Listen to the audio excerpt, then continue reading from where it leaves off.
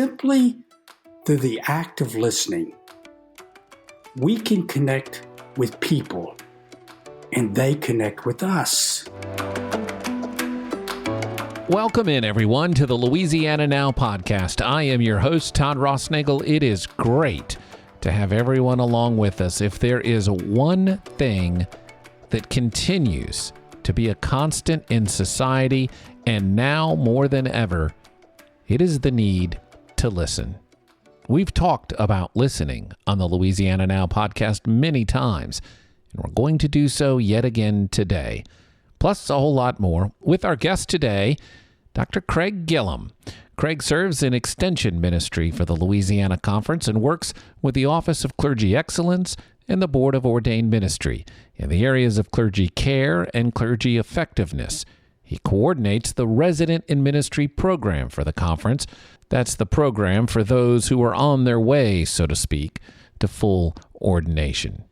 Craig is a Gallup-Certified Strengths Coach, a consultant, a facilitator, an educator, and he focuses on areas of organizational development, leadership coaching, and assisting churches and others to create strength-based, engaged workplace cultures for higher performance, better success, and better productivity. In today's podcast, Craig will share an analogy, a metaphor, that has stuck with me since the moment I heard him explain it. We are all riding an elephant.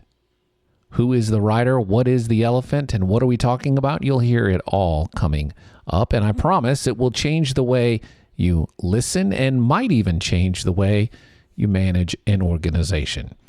But we began our conversation with the critical need to know your strengths, to know how you are wired and how you can help individuals and organizations. By doing this, you also know where you're not as strong, and it's critical to any form of leadership development. Todd, that's a critical part of my work with Gallup. Is Donald Clifton, the founder, said that the important part of a leader is knowing what his or her strengths are. And it's not enough just to know what they are, but also know which strengths are most important to use at what time. So it has to do with awareness both of what I bring to the table when I'm at my best, but also it has to do with timing. What's the right strength at the right time? Craig, I think a lot of people are asking themselves the question, how can I deal with difficult people in the midst of difficult times?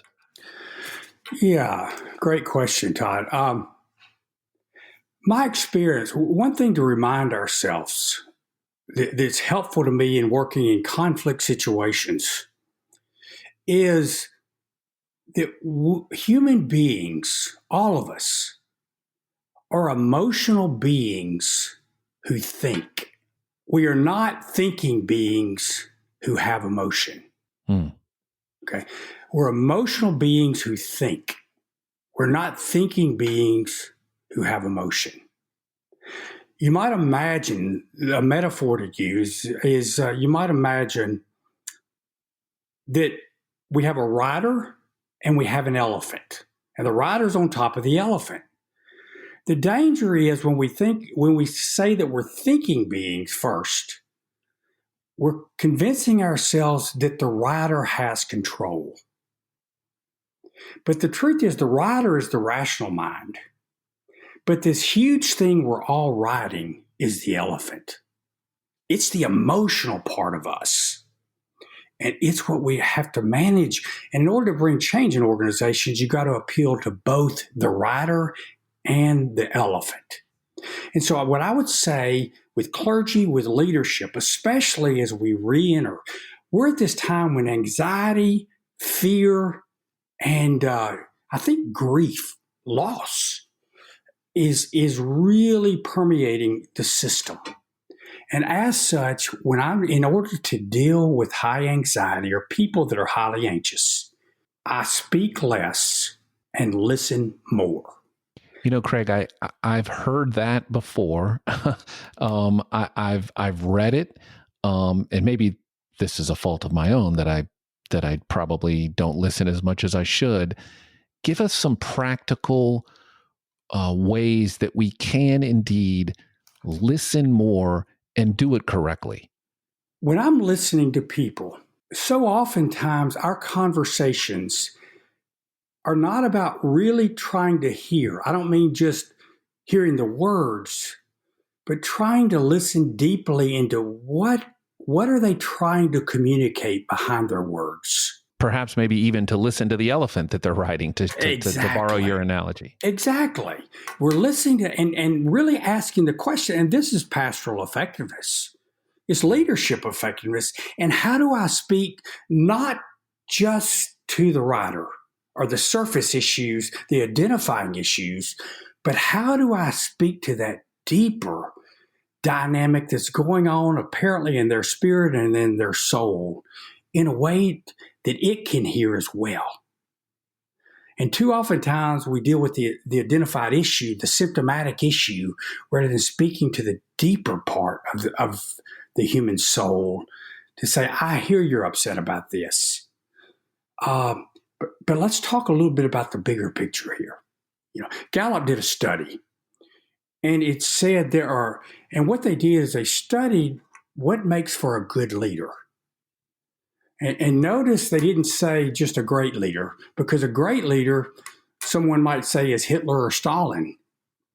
No, they wanted what makes for a good leader. And they did a random sampling of 10,000 people, cross religious, corporate, just cross section of the culture.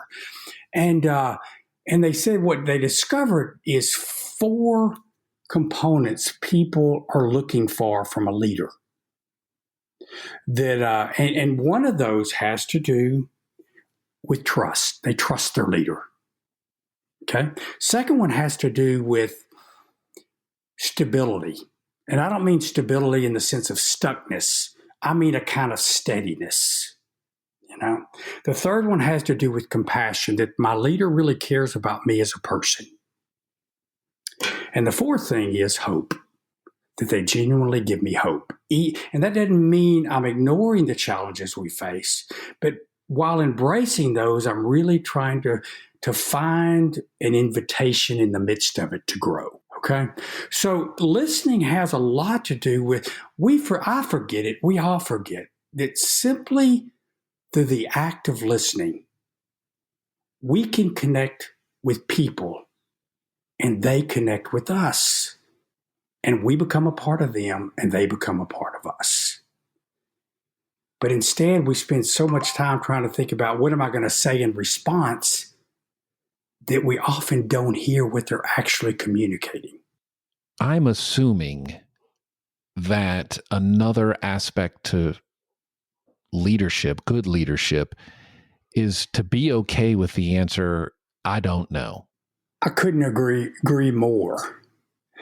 And one way I would want to frame that, a couple of things I would say to frame that, Todd, at least the way I'm thinking about it in my own construct, sure, is for us learning to have tolerance for ambiguity and uncertainty. And that's a real important thing, I think, for leaders in this time to develop and to be able to authentically live out of that place. It might be what we call emotional intelligence, in part. The ability to remain calm and non-anxious, or at least less anxious, in the midst of highly anxious personalities. And not to get caught in their anxiety, but rather to help regulate it. And I think the way we regulate other people's anxiety best is by managing our own. And if I can take break, for myself, when I find myself getting highly anxious, right, I take about 3 deep breaths and just calm. And if I don't know the answer, what I might say to the other person is, as you said earlier, I'm not sure about that. I have an idea, but I'm really not sure. Why don't we talk more about that? And try to figure out a way forward, working together. In other words, in the very question or the confrontation itself, what is the invitation? You know, how do we be co-creative in our attitudes? How do we have empathy? How do we see it as an opportunity for all of us to learn and grow? Right. I think it has to do with helping people. This is a learning opportunity for us as leaders, a learning opportunity to help the people we lead to grow. And sometimes when I go into a faith community or an organization that is in conflict or stuck or struggling, one of my first statements is my role is not to take the pain away. My role is to help you not waste the pain. And if you learn and grow from it, it's not wasted. So unpack that for me, Craig, because that's really interesting to me. Don't waste the pain. What do you mean by that? I don't necessarily like this, Todd, but it seems to be the way God put the world together. And that is no pain, no growth. And I think in these anxious times we're living, the challenge of going back to the elephant and the rider image, the challenge of the rider is the rider has this mindset, show me the problem and I'll fix it. Right. Problem solving. The elephant that doesn't like to live with ambiguity. It has a hard time emotionally living in this. We don't have the answers now, but together we can figure out the next step. Not going to be easy. It might be painful. We might make some missteps, but at least we're going to make a step and we're going to make it intentionally. Let me give you a quote, and I'm not bring me back if I'm off base here. Carl Jung, who I studied a great deal years ago, and he had a letter, and this was a watershed moment for me, this particular letter, and it's still with me today. He wrote, a woman had written him a letter, asking him what should she do about a situation. And here's his response, and I'm quoting this from memory, but he said to her, I think her name was Frau V. He said, ma'am, you want me to tell you what you need to do. And I don't do that. In fact, if you want that, he said this tongue in cheek. So no offense at this at all to anyone, but he said, if you want that, you'd best join the Catholic Church. But they don't even do that as much anymore. Right. But if you want to go most sure-footedly in the way of God, simply do the next most necessary thing, which is to put one foot in front of the other and pay attention as you do it. And that path will take you most sure-footedly into the way of God. And then he said, tongue in cheek, and as long as you're doing more than that, you probably have too much money for idle speculation. And well, the comments, that whole frame, and it's paraphrased by me, but it's, I think there's something there to grasp. It's trusting that God is with us, that we are not alone, and that we have or will be given what we need to handle that which is before us.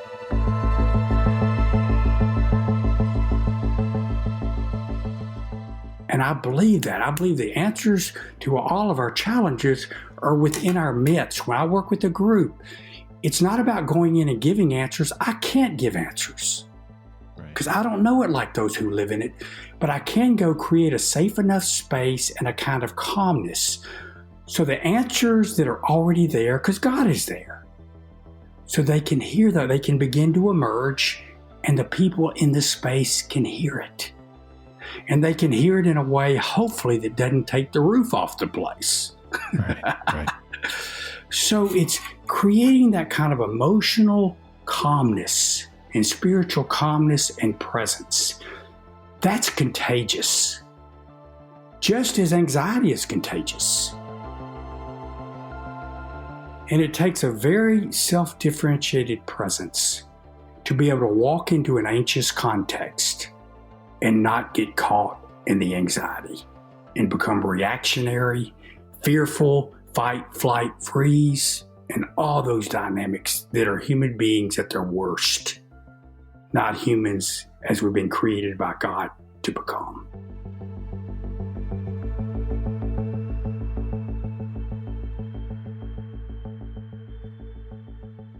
We're back with some final thoughts from our guest today, Dr. Craig Gilliam, but first a word from our sponsor. The mission of the United Methodist Foundation of Louisiana is to be a catalyst that strengthens and preserves the current ministries of the conference while meeting the needs of a diverse and rapidly changing society. What does that mean for you and me? Well, within the last decade, the foundation loaned over $23 million to more than 100 United Methodist churches. These loans address the needs for expansion, renovation, or unexpected repairs, primarily so churches can be in a better position to meet the needs of the communities they serve. They've been awarding grants for a quarter of a century now, totaling over $5 million, and to think it all started with a $5,000 check back in 1975 at the first meeting. That check, referenced by the foundation as a mustard seed, took root and has now grown to over $145 million in managed assets, the fourth largest of all United Methodist foundations, and it has helped distribute hundreds of thousands of dollars each year to Christian ministries in Louisiana and throughout the world. Want to read more about that mustard seed? You can. It's one of the many stories featured on their website, umf.org.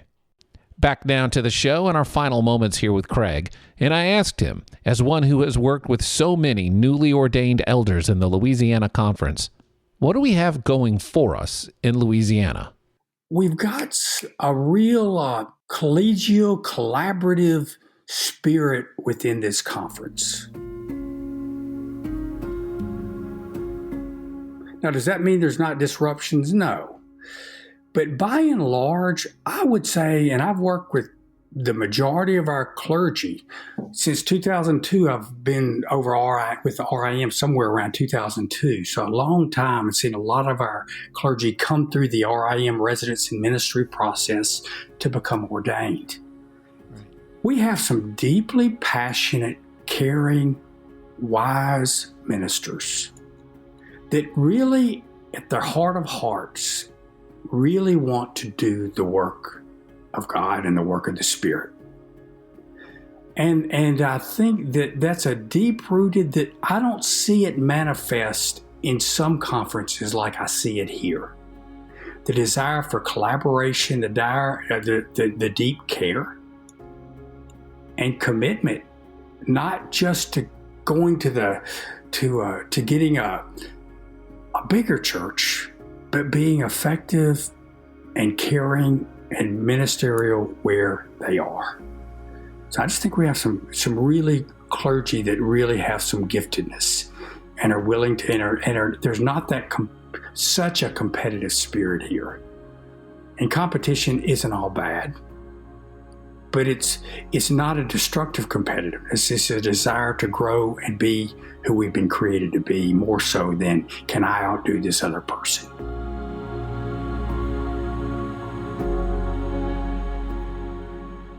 Dr. Craig Gilliam, consultant, leader, and friend, we thank you so very much for your time, Craig. Thank you.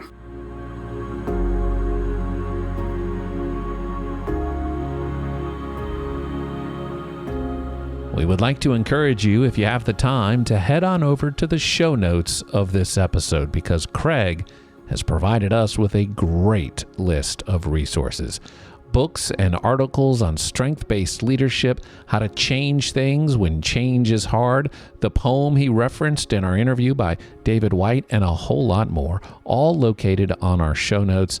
And we thank Craig for sharing those resources. And we also want to thank you for listening and supporting this podcast. If you learned something new today on the Louisiana Now podcast, share it with someone you know. Share it on your social media channels. Leave us a positive rating. It really helps. For our producer, Mary Burley, our sponsor, the United Methodist Foundation, I'm your host, Todd Rossnagel. Thanks again for listening, and until next time, here's to visualizing everyone's elephant.